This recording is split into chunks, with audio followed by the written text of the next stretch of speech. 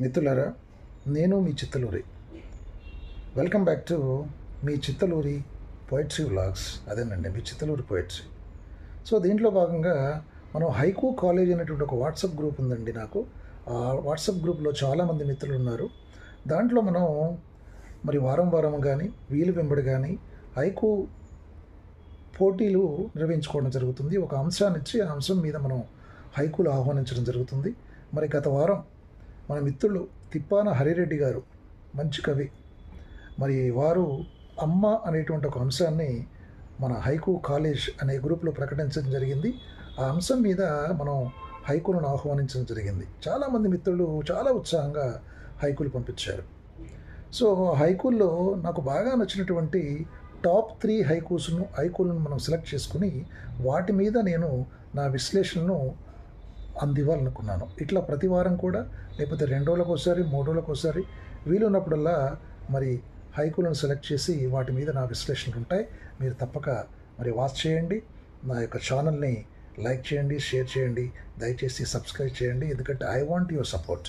సరే, coming to the point, అసలు haiku అంటే ఏమిటి? ఆ గ్రూప్లో ఇంకా కొంతమంది మిత్రులు చాలామంది జాయిన్ అయిపోయారు. జాయిన్ అయిన వెంటనే వాళ్ళు చాలామంది అడిగింది ఏంటంటే, అసలు హైకూ అంటే ఏమిటి సార్ అని. అంటే హైకూ పట్ల అవగాహన లేనటువంటి వాళ్ళు కూడా చాలామంది ఉన్నారు. అంటే తెలుసుకోవటం అనేది చాలా అవసరం కూడా. వాళ్ళ ఉత్సాహాన్ని నేను ఇంకా compulsory I really appreciate their interest in participating haiku competition అండి.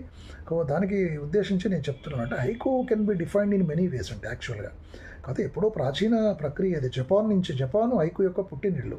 మనకు 13వ శతాబ్దంలోంచి అక్కడ హైకూ స్టార్ట్ అయింది. రకరకాల ఫామ్స్ను తీసుకుంటూ, పైగా మనం దానికి ముందు చాలా ఉన్నాయి పేర్లు, చాలా రకాలైనటువంటి పేర్లు.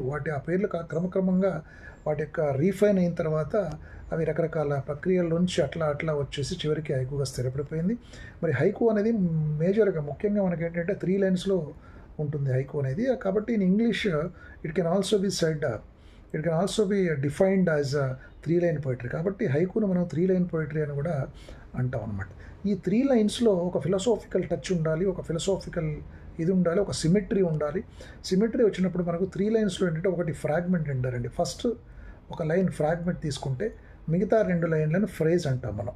ఆ ఫ్రేజ్ ఒకదానికొకటి కనెక్ట్ అయి ఉన్నటువంటి ఒక వాక్యంగా కూడా కనిపిస్తుంది మనకి. బట్ అది 2 వాక్యాలాగా మనం రాసుకుంటాం. లేదంటే ఆ 2 వాక్యాల ఫ్రేజ్ అనేది ముందు ఉండి 3వ లైన్లు ఫ్రాగ్మెంట్గా తీసుకోవచ్చు మనం. ఏదైనా ఈ ఫ్రేజ్ కానీ ఒక ఫ్రాగ్మెంట్ కానీ 3 లైన్ల రూపంలో ఏదైతే ఉందో, this has to be shown in imageries. అది గుర్తుపెట్టుకోవాలంటే it has to be visualised. దాన్ని మనం ఒక పటచిత్రంగా, ఒక ఇమేజరీగా మనం చూపించడానికి ప్రయత్నం చేయాలి. ఈ ఇమేజెస్ కూడా 2 రకాలు ఉంటాయి. కాంక్రీట్ ఇమేజ్ ఉంటుంది, తర్వాత అబ్స్ట్రాక్ట్ ఇమేజ్ ఉంటుంది. అబ్స్ట్రాక్ట్ ఇమేజ్ అన్నప్పుడు ఒక భావనను మనం చూపిస్తాం దాంట్లో. కాంక్రీట్ ఇమేజ్ అన్నప్పుడు అది మనకు ఒక దృశ్యం కాంక్రీట్గా, అంటే objectivity with objects, in the form of objects మనకు అది కనిపిస్తుంది అనమాట. ఇట్లా మినిమం ఒక కాంక్రీట్ ఇమేజ్, లేదా మినిమం ఒక అబ్స్ట్రాక్ట్ ఇమేజ్, 2 కాంక్రీట్ ఇమేజెస్ ఉండేలాగా మనం చూసుకుంటే బాగుంటుంది హైకూలో. అంటే మూర్త భావనలు, అమూర్త భావనలు అంటాం కదా మనం. సో మూర్త భావనలో ఉన్నప్పుడు ఫిజికాలిటీస్ ఉంటాయి అనమాట. ఒక ఆబ్జెక్ట్స్ రూపంలో దాన్ని మనం చూపించడం జరుగుతుంది. అమూర్తం ఉన్నప్పుడు అబ్స్ట్రాక్ట్ ఐడియాస్ అనమాట, అది కూడా ఉండొచ్చు. But anyhow it has to be showcased in the form of pictures. అంటే ఒక దృశ్యాన్ని మనం చూస్తున్నట్టుగా ఉండాలన్నమాట హైకూ చదివినప్పుడు. తర్వాత హైకూకి ఇంకొక భావన ఏమిటంటే, haiku has to give the space for the reader to make is or her own interpretations. తన ఊహాత్మక ప్రపంచంలోకి పాఠకుడిని లాక్కెళ్ళగలగాలి. హైకూ చదివిన తర్వాత పాఠకుడు, హైకూలో జనరల్గా ఏంటంటారు, ఇన్కంప్లీట్ అంటారు. అంటే కంప్లీట్ డిఫైన్ చేయకూడదు. అంటే డెఫినేషన్స్ ఆర్ నాట్ హైకూస్ అనేది కూడా మనం గుర్తుపెట్టుకోవాలి.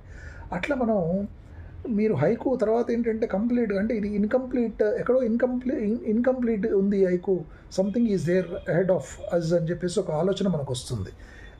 ఆ సంథింగ్ ఏదైతే ఉందో, ఇంకా మనకు కావాలి, ఏదో దీంట్లో ఉంది, ఏదో తక్కువైంది అనిపించినప్పుడు పాఠకుడు దాన్ని తనకు తానే పాఠకుడు పూరించుకోగలగాలి. అట్లాంటి అవకాశాన్ని రైటర్ మనకి ఇచ్చినప్పుడు దాన్ని స్పేస్ అంటారు. కాబట్టి there has to be a space in the haiku for making interpretations in the mind of the reader అనేది కూడా గుర్తుపెట్టుకోవాలి. అంటే రీడర్ పాఠకుడు తనకు తాను కొన్ని ఇంటర్ప్రిటేషన్స్ చేసుకునేటువంటి అవకాశాన్ని హైకూ ఇవ్వాలి, హైకూ రచయిత ఇవ్వాలి, హైకూ కవి ఇవ్వాలి. ఇవన్నీ కూడా ఉంటాయి. తర్వాత దీంట్లో ఫిలసాఫికల్ టోన్ ఉంటుంది, ప్రకృతి ఉంటుంది, నిజానికి హైకు అన్నప్పుడు it has to B blended with the nature and human nature అండి. అంటే మానవ స్వాభావిక లక్షణాన్ని ప్రాకృతిక లక్షణంతో మేళవించి చెప్పడాన్ని కూడా మనం హైకు అంటాం. అంటే ప్రకృతిలో ఉన్నటువంటి దృశ్యాలను మనం తీసుకుని దాన్ని మానవ స్వాభావిక లక్షణానికి ఆపాదించి చెప్పడం కూడా ఒక ప్రధానమైనటువంటి లక్షణంగా మనం చెప్పుకోవచ్చు. సో ఇన్ని రకాలుగా హైకుని మనం చెప్పుకుంటాం. But basically haiku has to be in 3 lines అనమాట. దాన్ని మనం 3 లైన్ పోయిట్రీ అంటాం. కోర్స్ హైకూస్ కూడా మనకు ఇంగ్లీష్ లాంగ్వేజ్లో మనం చదివినప్పుడు రకరకాల దేశాల హైకూలను చదివినప్పుడు కూడా మనకు డిఫరెంట్ ఫామ్స్ ఉంటాయి. 1 లైనర్స్ ఉన్నాయి, 2 లైనర్స్ ఉన్నాయి, 3 లైనర్స్ ఉన్నాయి. ఈ రకరకాల భిన్నాభిప్రాయాలు, రకరకాల సిమెట్రీస్లో కూడా మనకు హైకూస్ కనపడతాయి. కానీ 3 లైన్లు అనేది బాగా పాపులర్ అయ్యిందనమాట. ఈ 3 లైన్ల హైకు పోయిటరీ అనేది స్థిరంగా it has got its own stability and it has been very much publicized and very much popularized technique అనమాట. ఇది మనం గుర్తుపెట్టుకోవాలి. బేసిక్గా హైకు అన్నప్పుడు 3 లైన్లలో మనం రాయాలని కూడా మీరు గుర్తుపెట్టుకోండి. This is what information regarding haiku అండి. నేను ఎందుకంటే ఇంకా మీకు కమింగ్ వారం 2 రోజులకు ఒకసారి 3 రోజులకు ఒకసారి కూడా మరి హైకు కాలేజ్ ద్వారా మనం ఇలా పోటీలు పెట్టుకొని టాప్ 3 హైకుస్ సెలెక్ట్ చేసి దాని మీద విశ్లేషణాత్మకమైనటువంటి చర్చ మరి విశ్లేషణలు నేను ఇస్తూ ఉంటాను. ఇది మీకు ఎంతో ఉపయోగకరంగా ఉంటుంది అని చెప్పేసి గట్టిగా నమ్ముతాను నేను. కాబట్టి మరి నా ఈ విశ్లేషణలు వారం కానీ 2 రోజులకు 3 రోజులకు ఒకసారి కానీ వారంలో 2 రోజులు కానీ నా హైకుల మీద నా విశ్లేషణ విని మరి మీరు తప్పకుండా మీకు నచ్చుతుంది అనుకుంటాను. లైక్ చేయండి, షేర్ చేయండి, సబ్స్క్రైబ్ చేయండి నా యూట్యూబ్ ఛానల్ని. ఎందుకంటే ఐ వాంట్ యువర్ సపోర్ట్. సరే, కమింగ్ టు లాస్ట్ వీక్ మనకు తిప్పాన హరిరెడ్డి గారు ఇచ్చినటువంటి అంశం అమ్మ అనమాట. మరి అమ్మ అనే అంశం మీద అద్భుతమైనటువంటి మరి హైకులు వచ్చినాయి మనకి. వాటిలో టాప్ 3 నేను కొన్ని అనుకున్నాను. అంటే నాకు బాగా నచ్చినటువంటి హైకులను మాత్రం తీసుకుని మీ ముందు పెట్టే ప్రయత్నం చేస్తాను. కోర్స్ ఎందుకంటే జడ్జిమెంట్ ఈజ్ ఆల్వేస్ సబ్జెక్టివ్ అండి. అది మనం గుర్తుపెట్టుకోవాలి. ఆబ్జెక్టివిటీ చాలా కష్టం జడ్జిమెంట్లో. ఎందుకంటే ఆ జడ్జి ఎవరైతే జడ్జిగా వ్యవహరిస్తున్నారో, ఫర్ ఎగ్జాంపుల్ నేను వ్యవహరిస్తున్నాను, నాకున్నటువంటి ఐడియాలజీ, నాకున్నటువంటి ఫిలాసఫీ, నాకున్నటువంటి పర్సెప్షన్, దాన్ని బట్టి ఒక మొగ్గు అటు ఇటు ఉండొచ్చు. అంత మాత్రాన ఇవే గొప్ప హైకులా అవి కాదా అని అటువంటి డిఫరెన్సెస్కి తావు ఉండకూడదు దయచేసి. ఎందుకంటే it's a sportive thing and we have to take it. నేను అందుకే ముందు చెప్తున్నాను, జడ్జిమెంట్ ఈజ్ సబ్జెక్టివ్ అని. సో దాన్ని బట్టి మీరు పాజిటివ్గా అర్థం చేసుకుంటారని, ప్రతి వారం కూడా అందరికీ అన్ని రకాల అవకాశాలు వస్తాయని. This has to become the dais where మనం ఎక్కడైతే మనల్ని మనం మెరుగుపెట్టుకోవడానికి, షైనప్ కావడానికి ఇది ఉపయోగపడుతుందని నా ఉద్దేశం. అంతే. ఇది ఎక్కువ అది తక్కువ అనేది ఏం లేదండి. We are all friends. ఇది ఒక ఫ్రెండ్లీ డాష్. దీని మీద మనం బ్యూటిఫుల్గా హైకుల గురించి మాట్లాడుకుందాం వారం మీ చిత్తలూరి. మీరు మర్చిపోవద్దు. సరే, coming to the point. Last week నాకు వచ్చినటువంటి వాటిలో అద్భుతమైనటువంటి ఒక 3 హైకులు నేను అనుకున్నాను. ఫస్ట్ రాజా రామవరపు గారు రాస్తారు. టాప్ 3 తీసుకుంటే దాంట్లో ఒకటి రాజా రామవరపు గారు రాసినటువంటి హైకు వినండి. పిల్లల కోసం పంజరాన్ని ఎంచుకున్న రెక్కలున్న పక్షి అమ్మ. పిల్లల కోసం పంజరాన్ని ఎంచుకున్న రెక్కలున్న పక్షి అమ్మ అంటారు రాజా రామవరపు గారు. అద్భుతం. అంటే నాకు I really like it very much. ఎంత బాగుందంటే, ఫస్ట్ లైన్లో పిల్లల కోసం అంటారు, ఎస్. 2వ లైన్లో పంజరాన్ని ఎంచుకున్నా అంటారు. అంటే పిల్లల కోసం పంజరాన్ని ఎంచుకుందట. ఎవరు పిల్లల కోసం పంజరాన్ని ఎంచుకున్నారు అనేటువంటి ఒక క్యూరియాసిటీ చదువుతున్న పాఠకుల్లో మనకు ఎలివేట్ అవుతుంది. తర్వాత 3వ లైన్లో ఆ మిస్టరీ, ఆ క్యూరియాసిటీకి సమాధానం దొరుకుతుంది. 3వ లైన్లో అంటారు కవి, రెక్కలున్న పక్షి అమ్మ అంటాడు. అంటే సబ్జెక్టు అంశం అమ్మ అని ఇచ్చుకున్నాం కాబట్టి కవి నిజానికి 3వ లైన్లో అమ్మ అనే పదం రాయలేదు, దాన్ని నేను యాడ్ చేశాను. ఎందుకంటే అది if we take out that poem and we keep it somewhere అన్నప్పుడు ఎవరి మీద రాశారు అనే ఆలోచన మనకు రావాలి. కాబట్టి అఫ్కోర్స్ పిల్లల కోసం అనే వర్డ్ కూడా కొంత క్లూ ఇస్తుంది. కానీ పిల్లల కోసం మరి తండ్రి అయినా ఇంకెవరైనా కావచ్చు కదా, అమ్మే ఎందుకు అనుకోవాలని అనుమానం వస్తుంది. కాబట్టి 3వ లైన్లో కొంచెం క్లూ ఇవ్వడం కోసం నేను అమ్మ అనేటువంటి ఒక పదాన్ని యాడ్ చేశానండి రాజా రామవరపు గారు. అది మీరు గమనించాలి. ఇక 3వ లైన్లో రెక్కలున్న పక్షి అమ్మ అంటాడు. అక్కడ we got the solution for that. చూసారా? అంటే పిల్లల కోసం పంజరాన్ని ఎంచుకుంటుందట. ఆ పంజరాన్ని ఎంపిక చేసుకుందట అమ్మ. ఎందుకంటే తను రెక్కలున్న పక్షి అన్నాడు. అక్కడ అద్భుతమైన కవిత్వం ఉంది. మళ్ళీ అంటే అక్కడ ధ్వని ఏమిటి? రెక్కలున్న పక్షి అంటే రెక్కలుండి కూడా, అంటే రెక్కలు స్వేచ్ఛకు ప్రతీకలైనప్పుడు తను ఎక్కడికంటే అక్కడకు ఎగిరిపోగల సామర్థ్యం ఉన్నప్పటికీ కూడా మరి ఒక పంజరాన్ని కోరుకుంది. మరి ఇక్కడ ధ్వని ఉంది. పంజరం అంటే ఏమిటి? ఇక్కడ ఇల్లు. ఇల్లు పంజరమైంది. పంజరం లాంటి ఇల్లు స్వేచ్ఛకు లేదు కదా పాపం. పిల్లల కోసం, భర్త కోసం, ఇంటి కోసం ఎన్నో త్యాగాలు చేస్తుంది అమ్మ. తనకున్న అభిరుచిని పక్కన పెడుతుంది, తనకున్న ఇష్టాయిష్టాలని పక్కన పెడుతుంది, అన్నిటికీ రాజీ కుదుర్చుకుంటుంది. తన జీవితాన్ని, తన స్వేచ్ఛను మొత్తం పక్కన పెట్టేసి కుటుంబం కోసం శ్రమపడుతుంది, కుటుంబంలో పిల్లల కోసం శ్రమపడుతుంది, ఎంతో త్యాగం చేస్తుంది. అమ్మ యొక్క గొప్ప ప్రేమ త్యాగాన్ని 3 ముక్కల్లో పంజరం అనే పదం ద్వారా, రెక్కలున్న పక్షి అనే పదం ద్వారా, పిల్లల కోసం అనే పదం ద్వారా చాలా అద్భుతంగా ఆవిష్కరించినటువంటి హైకుగా నాకు ఇది బాగా నచ్చిందండి రియల్గా. Excuse me. కాబట్టి పిల్లల కోసం పంజరాన్ని ఎంచుకున్న రెక్కలున్న పక్షి అమ్మ అంటారు రాజా రామవరపు గారు. I really appreciate sir, a wonderful poem from your pen.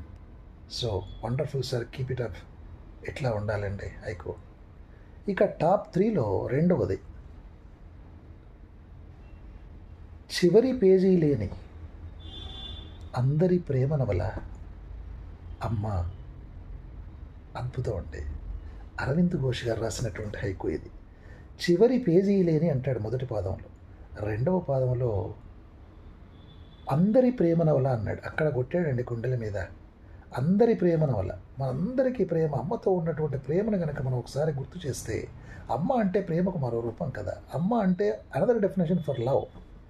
మరి అందరి ప్రేమ నవల, ఆ అమ్మ యొక్క ప్రేమ ఒక నవలగా అనుకున్నప్పుడు, ఆ ప్రేమ నవలలో చివరి పేజీ లేనటువంటి ప్రేమ నవల అటది అమ్మ అంటే. నిజమే కదా. మన బాల్యంలో ఉంటుంది, మన యవ్వనంలో ఉంటుంది, మన వృద్ధాప్యం వచ్చేసరికి అమ్మ లేకుండా పోతుంది. అంటే అమ్మతో గడిపేటువంటి అంశం, అనుభవాలు మనం పెద్దవాళ్ళ అయిపోయిన తర్వాత కొన్నాళ్ళే కదా అమ్మ మనతో ఉంటుంది, ఆ తర్వాత ఉండదు. అంటే చిన్నప్పటి నుంచి అమ్మతో మనం రాసుకున్నటువంటి ప్రేమ కావ్యంలో మరి చివరి పేజీలో మనకు అమ్మ లేకుండా పోతుందనే గొప్ప భావనని చాలా మెటీరియలిస్టిక్గా, చాలా ఫిలసాఫికల్ టోన్లో చాలా అద్భుతంగా ఆవిష్కరించినటువంటి హైకు ఇది. నాకు చాలా నచ్చిందండి. Hats off to you Aravind Ghosh గారు. Wonderful, keep it up. Such a beautiful poem. Hats off to you. Next one, top 3లో, ఏ బ్రహ్మరాతకు దిగులు పడలేదు అమ్మ ఉన్నంత వరకు.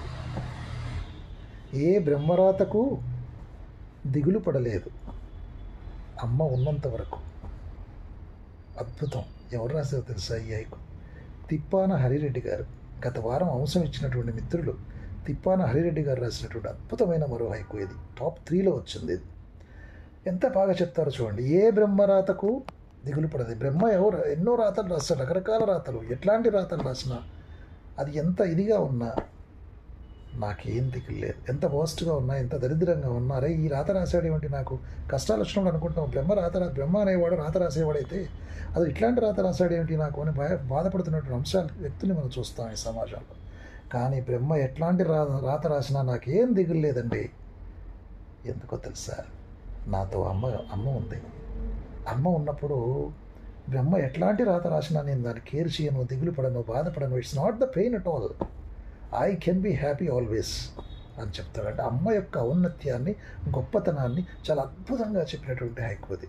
ఎంత చక్కగా ఆ వర్డింగ్ కానీ, ఏ బ్రహ్మరాతకు, బ్రహ్మ ఎట్లాంటి రాత రాసినా, ఎట్లాంటి రాత అయినా, ఎట్లాంటి పెయిన్ఫుల్ రైటప్ అయినా, ఎట్లా ఉన్నా, రాత రాసినటువంటి జీవితం నాది ఎట్లా ఉన్నా నేను ఎప్పుడూ దిగులు పడలేదండి. అంటే ఎన్ని కష్టాలు వచ్చినా నా దినచర్యలో, నా జీవనంలో నేను ఎప్పుడూ దిగులు పడలేదు. ఎందుకంటే అమ్మ ఉన్నంత వరకు నాకు దిగులు లేదు.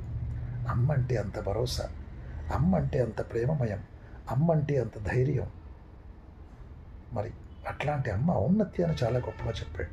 అమ్మ ఉన్నంత వరకు మనకి ఏ దిగులు లేదండి, ఏ బాధ లేదండి. బ్రహ్మ ఎట్లాంటి రాత రాసినా పర్వాలేదండి, మనం హ్యాపీగా ఉండగలం, ఆనందంగా ఉండగలం. అమ్మ అంత గొప్ప ప్రేమను మనకు అందజేస్తుంది. That is the beauty of love of mother. That is the greatness of mother. 3 లైన్లలో చాలా అద్భుతంగా తిప్పాన హరిరెడ్డి గారు చెప్పారు. ఏ బ్రహ్మరాతకు దిగులు పడలేదు అమ్మ ఉన్నంత వరకు. తర్వాత అమ్మ పోయిన తర్వాత నిజంగా దారుణంగా ఉంటుందండి జీవితం. కోర్స్ మళ్ళీ జీవితం కొనసాగించాల్సిందే, తప్పదు. కానీ అమ్మతో గడిపేటువంటి, అమ్మతో ఉన్నటువంటి సాంగత్యం, అమ్మ సాంగత్యంలో ఉన్నప్పుడు అంత గొప్పగా ఉంటుంది. అమ్మ ప్రేమ అట్లాంటిది మరి అని చెప్పడం కవి భావన. చాలా అద్భుతం. Hats off to you Hari Reddy Tippana గారు. బ్యూటిఫుల్ పోయం అండి ఇది. సో ఇట్లా ఇంకా కొన్ని మంచి అంటే బాగున్న హైకులు కూడా ఉన్నాయి. ఊటుగురు వరప్రసాద్ గారు రాశారు, బాగుంది చక్కగా. తర్వాత చెరుకుమూడి సతీష్ గారు, అది బాగుంది. ఇంకొంచెం రీఫైన్ చేసుకోవాల్సినటువంటి హైకోస్ అంటే ఇవి కొంచెం ఇంకా రీఫైన్ చేసుకుంటూ వెళ్తే అద్భుతమైనటువంటి హైకులు అవుతాయి అన్నమాట. ఇంకా కొంతమంది సాయిబాబు గారు అట్లా రాశారు మిత్రులు, చాలా బ్యూటిఫుల్. అంటే ఇప్పుడు నేను చెప్పిన అంశాలను దృష్టిలో ఉంచుకొని ఇంకొంచెం రీఫైన్ చేసి ఇంకాస్త అద్భుతమైనటువంటి హైకులు రాయడానికి ప్రయత్నం చేయండి. డెఫినెట్గా you can shine up and you can make our group beautiful అన్నట్టు మర్చిపోకండి. చిత్తలూరి పోయిటరీ అనే నా యూట్యూబ్ ఛానల్ని. మరి మీకు ఈ విశ్లేషణ నచ్చినట్లయితే ఏం ఫీల్ అవ్వద్దండి, నెక్స్ట్ కమింగ్లో మీరు ఉంటారు. ఇవే గొప్పవా అవే గొప్పవా అనుకోవచ్చు, చెప్పాను కదా ముందే. Judgement is subjective. Please remember in your mind, I like it whatever the haikus I like. నిజాయితీగానే చేస్తాను, హానెస్ట్గా చేస్తాను. నాకు ఇది అని ఏమి ఉండదండి, కుండ బద్దలు కొట్టడమే అంతే. That is a beauty of anywhere in any poetry. Beauty is there. I will be the first person to love it. ఎక్కడ బ్యూటీ ఉన్నా, ఎక్కడ అద్భుతం ఉన్నా, ఎవరి పోయంలో అద్భుతం ఉన్నా, నాకు మంచి వాక్యం ఉంటుంది, డెఫినెట్గా దాన్ని పట్టుకుంటాను. నేను మీకు పరిచయం చేసే ప్రయత్నం చేస్తాను ఈ రకంగా. మరి ఇదండి ఈ వారం టాప్ 3 హైకూస్. మరి హైకు అంటే చాలా అది ప్లూరల్ ఇంగ్లీష్లో. మనం జనరల్గా హైకూస్ అంటే హైకూస్ అనక్కర్లా, టాప్ 3 హైకు అనొచ్చు ఇంగ్లీష్లో. తెలుగులో హైకూలు అంటాం. మరి ఈ రకంగా మీ ముందుంచే ప్రయత్నం చేస్తాను. ఇంకా రీఫైన్ చేస్తాం, ఇంకా అద్భుతమైన విశ్లేషణలు వస్తాయి, అద్భుతమైన అంశాల మీద విశ్లేషణలు వస్తాయి. మరి ఈ టాప్ 3లో మనకి రాజా రామవరపు గారు ఇవాళ నేను ఇది పోస్ట్ చేస్తే గ్రూప్లో మీరు అంశం ఇవ్వాల్సి ఉంటుంది. రాజా రామవరపు గారు. మరి సార్కి వీలు లేకపోతే నెక్స్ట్ మన అరవింద్ గారు ఇవ్వచ్చు, లేదంటే హరిరెడ్డి గారు ఆల్రెడీ లాస్ట్ వీక్ ఇచ్చారు కాబట్టి అరవింద్ గారు కానీ రాజా రామవరపు గారు కానీ మీ ఇద్దరిట్లో ఎవరు సబ్జెక్ట్ ఇచ్చినా పర్వాలేదు. ఫస్ట్ అయితే రాజా రామవరపు గారు మీరు అంశం ఇవ్వండి, నెక్స్ట్ అంశాన్ని మీరు ఇవ్వాల్సిందిగా మిమ్మల్ని రిక్వెస్ట్ చేస్తున్నాను. సార్ అందుబాటులో లేకపోతే అందుబాటులో లేదని గ్రూప్లో పెట్టండి. మీరు అందుబాటులో లేకపోతే అరవింద్ గారు ఇస్తారు. ఓకే, మీ ఇద్దరిట్లో మొదటి వారు రాజా రామవరపు గారు ఇచ్చినటువంటి అంశాన్ని కన్సిడర్ చేస్తాం. ఆయన అందుబాటులో లేకపోతే అరవింద్ గారు ఇచ్చిన అంశాన్ని కన్సిడర్ చేస్తాం, అది గుర్తుపెట్టుకోండి. Love you all. This is your Chittaluri. మరి చూస్తూనే ఉండండి మీ Chittaluri poetry channel, beautiful analysis of haiku కోసం. ఓకేనా, ఉంటాం. Love you all once again, మీ చిత్తలూరి.